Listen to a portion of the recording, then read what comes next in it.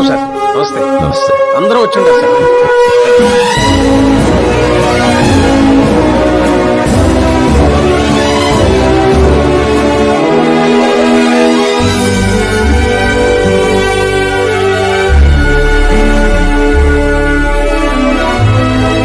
నీకేం తెలియట్లేదు గానీ ఇదంతా చూస్తుంటే నాకు ఏదో భయం వేస్తుంది బాబా. అస్సలా జరగబోయి చూడు.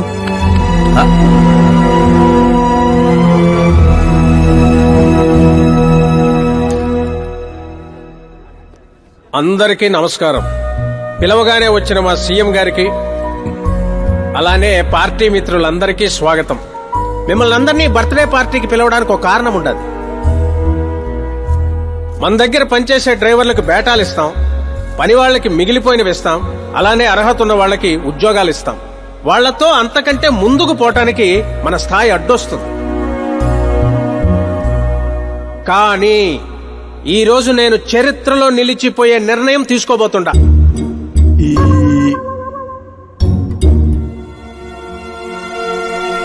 నా దగ్గర పనిచేసే ఒక కార్యకర్త లాంటివాడు, ఓ సెక్యూరిటీ లాంటివాడు మిస్టర్ ఆకాష్ నారాయణ్. అతనికి నా కూతురునిచ్చి పెళ్లి చేయాలని నిర్ణయం తీసుకుంటా. ఇదేంటి ఇష్టం?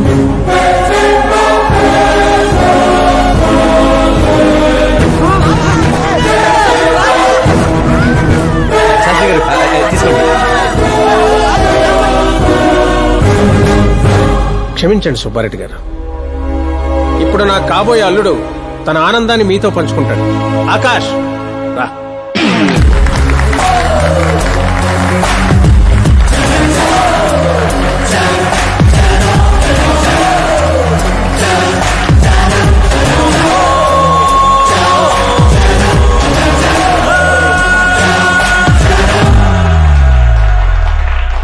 ఇంత పెద్ద పెద్ద వాళ్ళ ముందు ఏం మాట్లాడాలో నాకు తెలియట్లేదు. మర్చిపోయాను. అందరికీ నమస్కారం. ఒక మధ్యతరగతి వాడిగా నేను కల్లో కూడా ఊహించిన రోజు ఇది. ఒక రాష్ట్ర హోంమంత్రి గారు నన్ను తన్నింటి అల్లుడిని చేసుకుంటున్నారంటే ఈ ప్రపంచంలో నా అంత అదృష్టవంతుడు ఎవ్వరూ ఉండరు. కానీ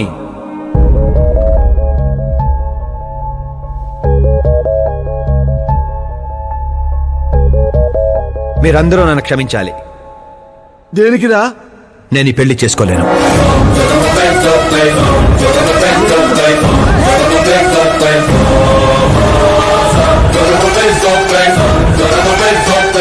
కారణం, నేను ఇదివరకే నా మనసు ఇంకొకరికి ఇచ్చాను.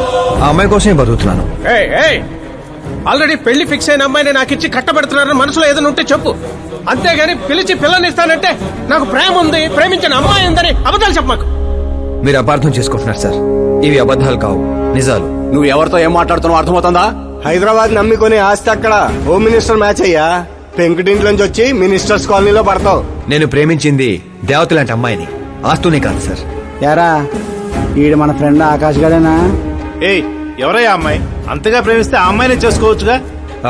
నాది వన్ సైడ్ లవ్ అండి. నిజంగా నువ్వు ప్రేమించిన అమ్మాయి ఎవరో చెప్పు, మేము దగ్గరుండి నీ పెళ్లి జరిపిస్తాం. చెప్పలేను సార్. చెప్తే మీరే నన్ను చంపేస్తారు. ఏంటి బాబో ఇది? సీఎం సమక్షంలో నిన్నెవరు చంపేస్తారయ్యా? ఒక రాష్ట్ర ముఖ్యమంత్రిగా నేను చెప్తున్నాను, నీ ప్రేమ నిజమైతే నువ్వు ప్రేమించిన అమ్మాయి ఎవరో చెప్పు, నేనే దగ్గరుండి మీ పెళ్లి చేస్తా. ఇంతమంది మీడియా సోదరుల ముందు డీజీపీ గారు ధైర్యాన్ని ఇచ్చారు, సీఎం గారు మాటిచ్చారు. తను ఎవరో చెప్పేస్తా. నేను ప్రేమించిన అమ్మాయి మిస్ మీరా, మన రాష్ట్ర ముఖ్యమంత్రి గారి ఏకైక కుమార్తె.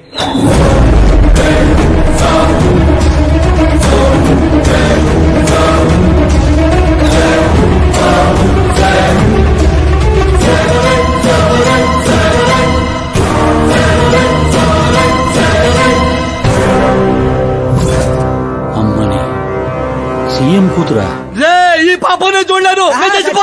బాబు, ఇందులో పవర్ ఉందా? ఎందుకు పంతులు గారు? అయితే పోతా.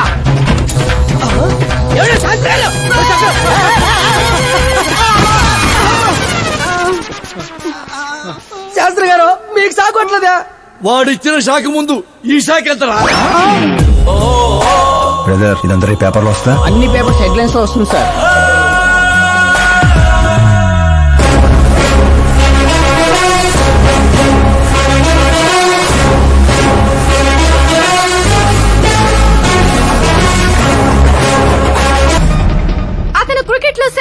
కొట్టలేదు, టెన్నిస్ టైటిల్ కొట్టలేదు, బిజినెస్ టైకోన్ కాదు, యూత్ కి ఐకాన్ కాదు.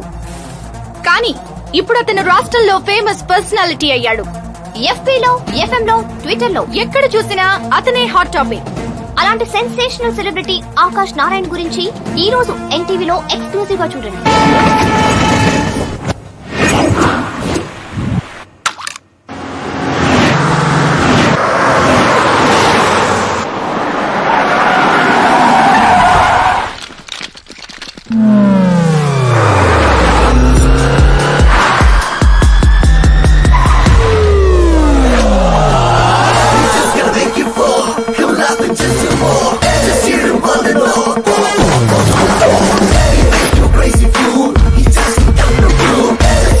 ఏంట్రా వెయిటింగ్?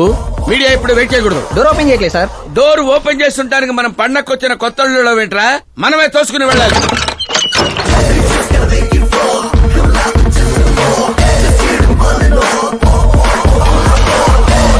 మేము చెప్పాల్సింది ఏం లేదని చెప్పాం కదా, మళ్ళీ ఏంటి? మేము అడగాల్సింది చాలా ఉందని చెప్తున్నాం కదా. అయినా ఎందుకు చెప్పాలండి?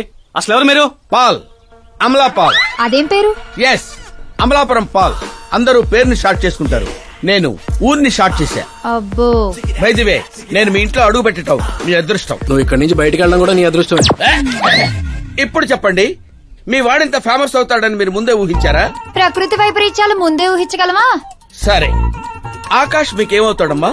హెడ్ ఏక్ అవుతాడు. హెడ్ ఏక్ అవుతాడు, స్టమక్ ఏక్ అవుతాడు. జబ్బుల గురించి నేను అడగటం లేదమ్మా, మీ ఇద్దరికున్న బంధుత్వం ఏంటి అని. మరిదిలేండి. మీ కొంపలో అందరింతేనమ్మా? Okay okay okay.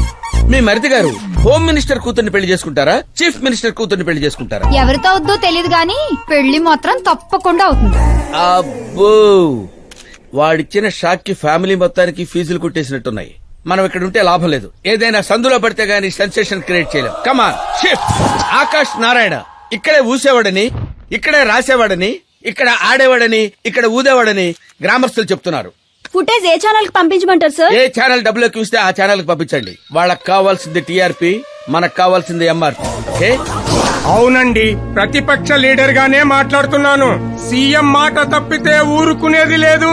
అంటే మీరు సీఎం ఏం డిమాండ్ చేస్తున్నారు? ఫ్రీ కరెంట్ ఇస్తాం, రుణమాఫీలు చేస్తాం అని వాగ్దానాలు చేయడం కాదు, ఇచ్చిన మాట ప్రకారం పిల్లనివ్వమనండి చాలు, అభినందిస్తాం.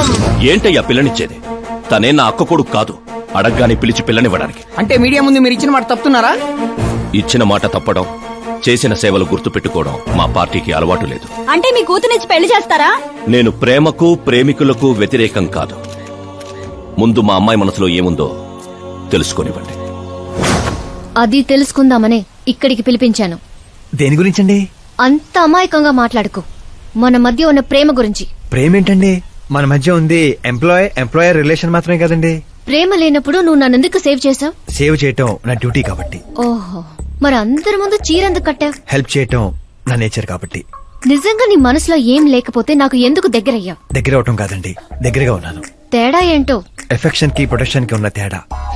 మాటలు మాట్లాడాలన్నా మార్చాలన్నా నీ తర్వాతే ఎవరైనా. అయినా మీరా నేను 8th స్టాండర్డ్ నుంచి ఫ్రెండ్స్. మీ లవ్ స్టోరీ గురించి తను ఎప్పుడు చెప్పలేదు, నువ్వు ఎప్పుడు చెప్పలేదు. సక్సెస్ఫుల్ లవ్ స్టోరీ అయితే ఎగిరి గంతులేసుకుంటూ చెప్పుకోవచ్చు, కానీ నాది వన్ సైడ్ లవ్. ఆ విషయం తనకి తెలియదు. బాగుంది. నా ప్రేమ నీకు తెలీదు, నీ ప్రేమ తనకి తెలీదు. అయినా తనుండేది యూరప్ లో, నువ్వు ఉండేది విలేజ్ లో. మీరిద్దరు ఎలా కలిశారు? పుష్కరాల్లో అండి.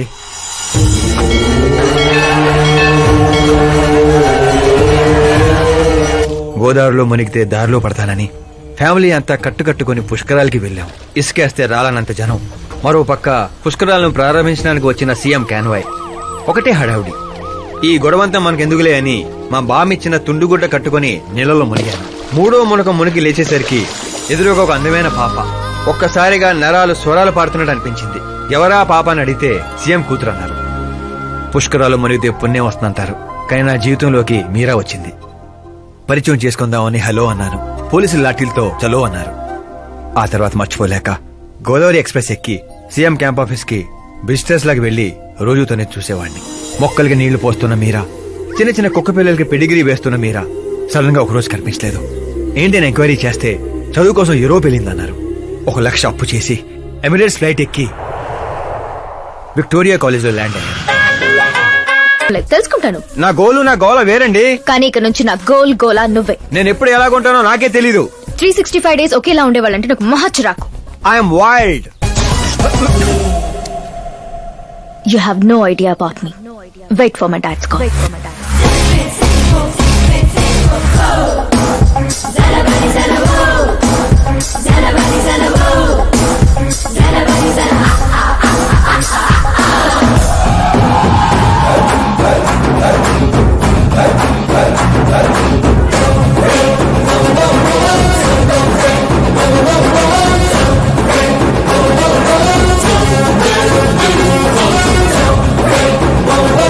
అట్ట కాదు రే, ఇటు.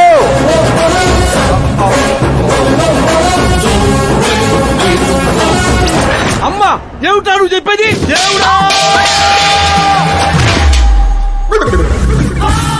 ఏమిట్రా ఈ దరిద్రం? సీఎం గారి కూతురు నీకు ప్రపోజ్ చేయటం ఏంట్రా? ఏ అబద్ధాలు చెప్పి పడేశావురా అమ్మాయిని? అబద్ధాలు చెప్పలేదు వర్జన, అన్ని నిజాలే చెప్పాను. పడిపోయింది. శాస్త్రి గారు శాస్త్రి గారు శాస్త్రి గారు మీరు అలా చేయకూడదండి. ఒరేయ్ నీకు దండం పెడతానురా, నీ ఫ్యూచర్ ప్లాన్ ఏంటో చెప్పరా. ఫ్యూచర్ ని ప్లాన్ చేయకూడదు శాస్త్రి గారు, ఎంజాయ్ చేయాలి. ఎంజాయా? ఆ. దీని అబ్బా జీవితం బ్రహ్మచర్యమా నా బ్రహ్మచర్యమా? శాస్త్రాలని 50 ఏళ్లుగా బ్రహ్మచర్యంతో స్త్రీలను పక్కన పెట్టానురా. నా గెరిట నేనే తిప్పుకున్నాను రా. ఇంకెందుకురా ఈ జీవితం? ఇంకెందుకురా ఈ దండ? శాస్త్రి గారు, ఇంకెందుకురా ఈ పంచ? ఇంకెందుకు? ఇంకెందుకు ఈ బట్టలు? ఈ రోజు నుంచి నా పేరు శాస్త్రిలో శా ఉండదు, ఓన్లీ స్త్రీ ఉంటది. స్త్రీ. నువ్వెక్కడ శాస్త్రి గారు? స్త్రీ ఎవరాది? కళ్ళు తొబ్బే.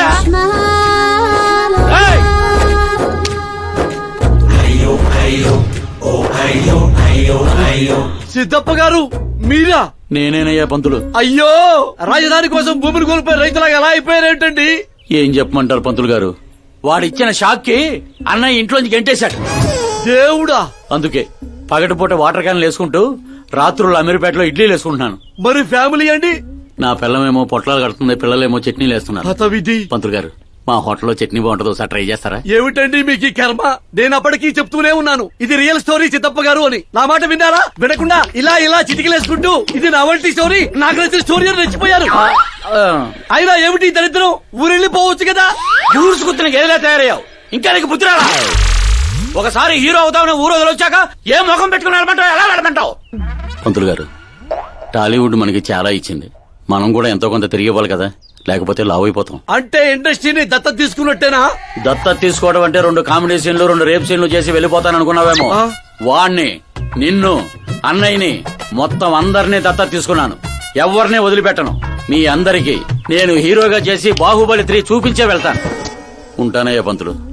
క్యాన్లు వేసుకుని ఇంటికి ఇడ్లీ పిండి తీసుకెళ్ళాలి. ఓరి శ్రీమంతుడా.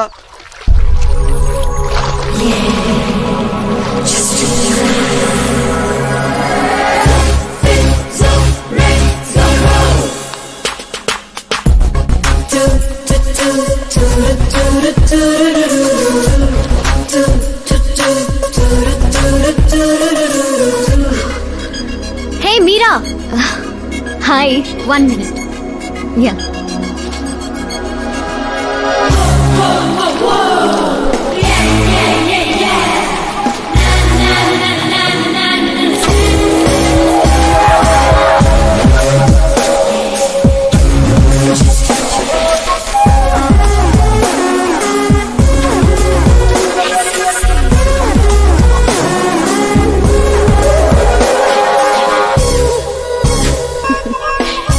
ఏంటి పూల దగ్గర కలుద్దామని పూలతో వచ్చావు?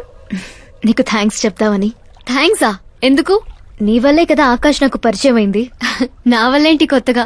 తను నీ ప్రేమ కోసం నీ చుట్టూ యూరప్ అంతా తిరిగితే. Crazy guy. యాక్చువల్లీ అలాంటిది ఏం లేదు. తను నీకు స్టోరీ చెప్పాడు. స్టోరీనా? అయినా ప్రేమలో పడేయడానికి స్టోరీలు చెప్తే తప్పు గాని తను బయటపడడానికి చెప్తే తప్పే ఉంది. అంటే తను చెప్పినవన్నీ అందమైన అబద్ధాలు. అలాంటి వాడిని నువ్వు ఓకే చేసావా? అలాంటి వాడు కాబట్టే ఓకే చేశాను.